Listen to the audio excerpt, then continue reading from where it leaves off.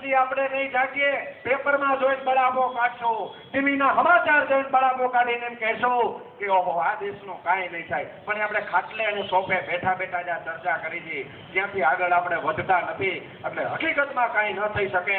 જેમ દરેક માતા પિતા ઈચ્છે છે કે મારો દીકરો શ્રવણ થાય, દરેક માતા પિતા ઈચ્છે છે કે મારો દીકરો શ્રવણ થાય, પણ એ ક્યારે એના મા બાપના શ્રવણ નથી થતા. એવી જ રીતના આપણે કહીએ છીએ કે ફલાણાને તો કામ કરવું જ જોઈએ ને, એ કામ ન કરે એમ થોડું હાલે, પણ આપણે ક્યારે એને કરવા માટે ઉશ્કેરતાય નથી, એને જઈને રજૂઆત પણ નથી કરતા.